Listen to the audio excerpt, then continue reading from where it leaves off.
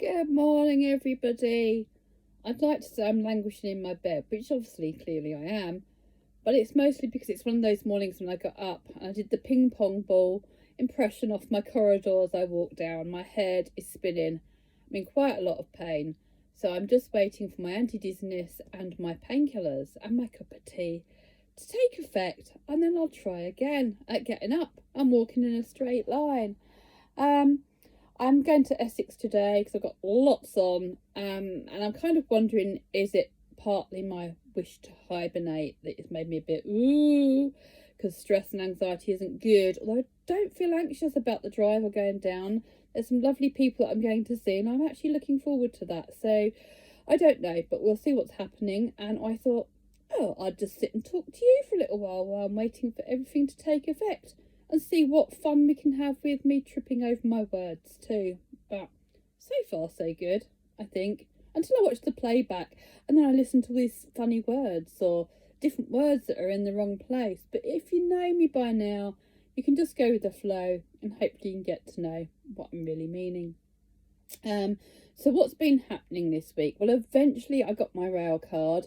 When I first got my PIP, I did look for a rail card and it was very confusing because it looked like it was all different companies of different things. But I had a Google this week and it's just the rail card. Just look for the disabled person's rail card. It's £20 for the year.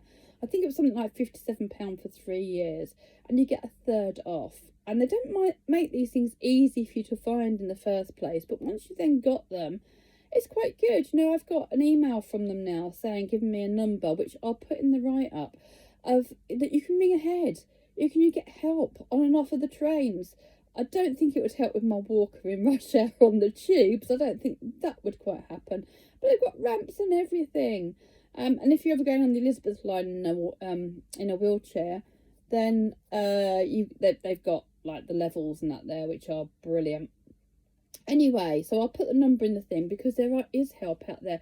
It's just a shame that we have to shop around and find it all, isn't it, really? But there you go, is what it is. I got my travel card or travel passport thing from the bowel and bladder community, which is really good. You can have a look on my Instagram, you can see a photo of that. Love that. It says that this person has sort of continence issues and has to carry products with them, so you can take your stuff abroad, like if you use catheters or bags, for, if you've got Crohn's or IBD and you've had you've got a bag in situ, you can get stuff for all that. And I have an irrigation system, so I can take all that abroad with me now, and I've got a passport, like thing that goes to say, and it's all free from the bowel and bladder community, who I talked a little bit about in London, because they do lots of great products from there. They are brilliant. They are really good and a really, really good support. So that's that done. That's my rail card done. I'm sure there's lots. I should have taken notes, shouldn't I? Just feeling lazy this morning. Right. The other really important thing is, because I'd really like some interaction and your views on this. If you followed me a while, you will know that I am in recovery from alcohol. I drank a bottle of wine every night, or at least a bottle of wine every night for 22 years, and other stuff on top of it as well. And I'm now sort of in recovery. I would say that I am sober. I don't think about alcohol now. There's not an cell in my body that wants to drink, but every cell in my body wants to stay sober. But we can never get complacent. We can never say never. So I've just realised that I'm probably covering the microphone on this where I'm holding that. Let's see, might have to do it all again. So I'm in recovery 3 years and however many months, and it's great, and I love being sober. And I used to drink to numb emotional pain, or to fit in, to numb emotional pain, and then to numb physical pain. Now, I've been trying very hard to come off of my duloxetine medication over the last few years since I got sober, which I take for anxiety, depression, bladder control, and my fibromyalgia pain. It's the only drug that's licensed for the fibromyalgia pain. I've been trying to come off it because since I got sober, my serotonin levels should technically be better than they were.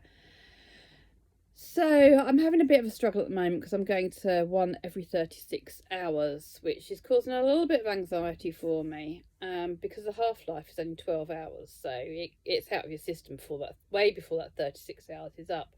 But the problem here in the UK is that 20 milligrams is the lowest dose.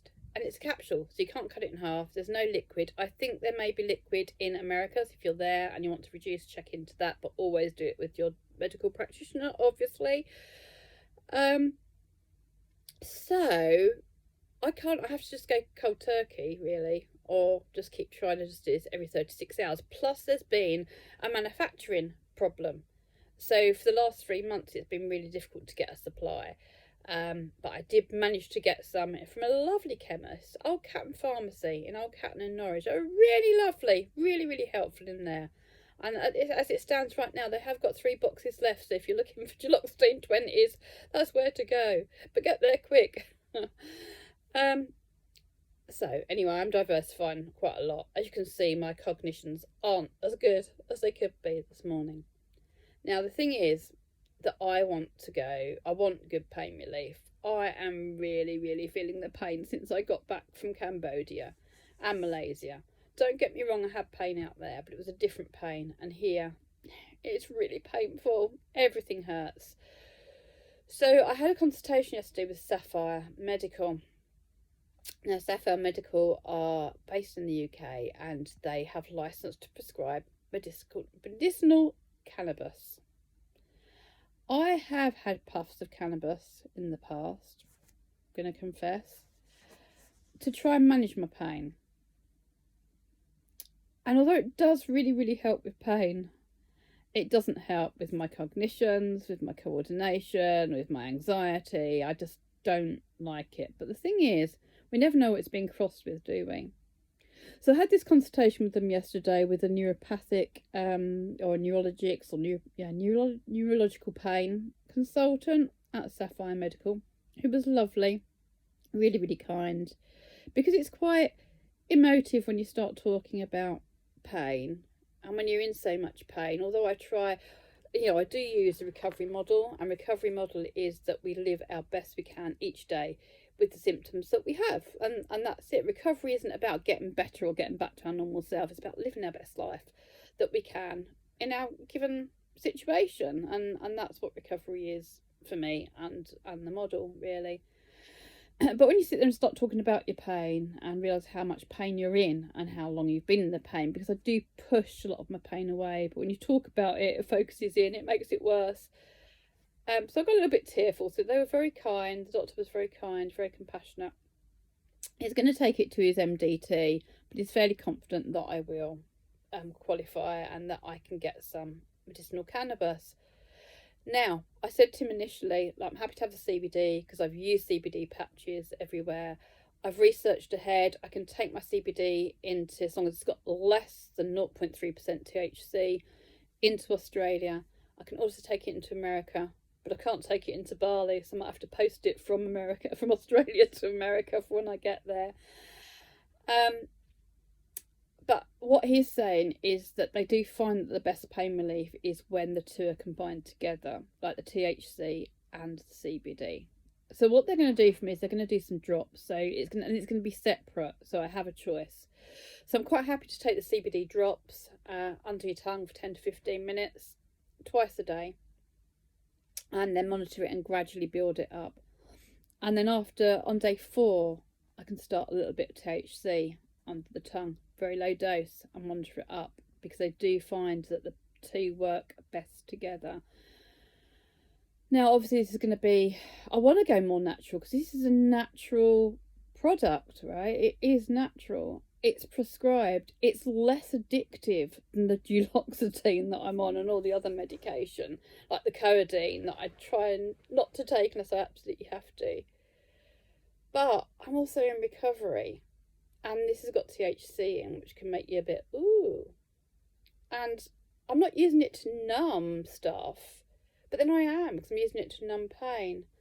And to be honest, I'm in a little bit of a dilemma about what to do. I have a choice. If I get approved, I'll get both bottles and I can just choose what I do. and I might just take the THC once and decide I don't like it, or it might give me brilliant pain relief and then my decision is made. Either way. But I'd be really interested to know your thoughts and views on this. So please put stuff in the comments below. Let's have a bit of a conversation about it. I hope my videos support you, but listening and reading your comments really helped me too. So I'd be really interested to know what your thoughts are, because I'm also very aware that earlier in the week my grief was so severe. I've had some real snotfests this week, realising that I'm never gonna hold Andy's hand again in this life. I'm never gonna see his beautiful face. Although I've still got it completely etched, his beautiful, there she is, everything's all right, smile. The day before he died, it's still all in my mind. And I have to remind myself of the amazing spiritual connection that we had. And that is far more powerful than any physical form. But I did the other day, I was just like, I want to numb. I can't bear this, I want to numb. I didn't want to do it with alcohol, interestingly enough, but I did think about taking some codeine and numbing the pain with some codeine. But I didn't, because then I just, it was just that addict voice. And I was just like, no, you're just pressing the pause button, and then it's going to come back even worse when you press play, because you're going to feel really groggy and really shite that you did all that. So I didn't, but there was that wish to numb. That's not why I want to take medicinal cannabis, though. It is really to get better control of my pain. And I will not be able to take the THC abroad with me anyway. I can only use that in the UK. So I'd be really, really interested in your thoughts. So please do communicate. If you like what I say and what I do, then please share, please give a thumbs up, and subscribe and press the little alert button so you can alert when I upload anything. Thanks for listening. Take care for now. Looking forward to hearing your views. Ta-da! See you soon.